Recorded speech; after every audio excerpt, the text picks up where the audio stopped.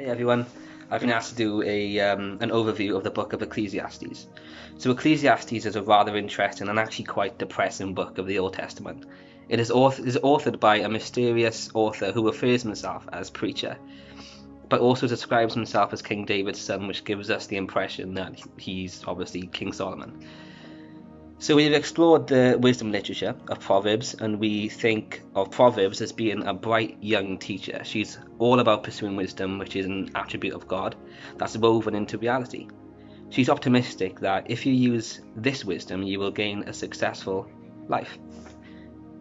And then we come to Ecclesiastes, which we picture as a sharp, middle-aged critic that says, or that asks, you think wisdom will bring you success? Think again, because life here under the sun is meaningless. Ecclesiastes, like much of life, represents a journey from one point to another. Solomon articulated his point early in the book, vanity of vanities, all is vanity.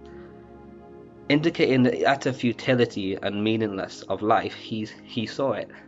Nothing made sense to him because he had already tried any number of remedies such as pleasure, work, intellect, to alleviate his sense of feeling lost in the world. The book of Ecclesiastes is rather an essay on the topic, is life worthwhile?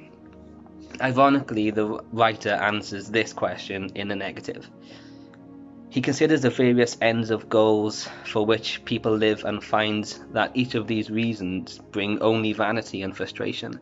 And he says, yet, when I surveyed all that my hands had done, and what I had toiled to achieve, everything was meaningless, a chasing after the wind.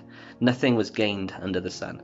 Referring to himself as an elderly person, considerable means as a man who personally has tested the ways by which people pursue a meaningful life. The writer finds that life ultimately is self-defeating. He has tried riches and found that they just don't satisfy. He sought fame and found that it too is an empty feeling. He has even pursued wisdom, but it likewise fails to satisfy the human spirit. The more he learns, the more dissatisfied he becomes with that which he has already attained. By under the sun, he means apart from God. God is in heaven and man is on earth. So if you deal solidly with the visible, tangible, observed cause and effect human experience, what are you left with? It's a tough question. After all, the universe seems to be in a constant state of resetting itself. The sun rises and sets and rises again. Rivers flow, but it is never empty. Information multiplies, but the mind is never satisfied. So in the never-ending cycle of life, what can man do? It sure looks meaningless. And the more the preacher learns about the world, the more depressing of a world it becomes. And that is the overview of Ecclesiastes. Thank you.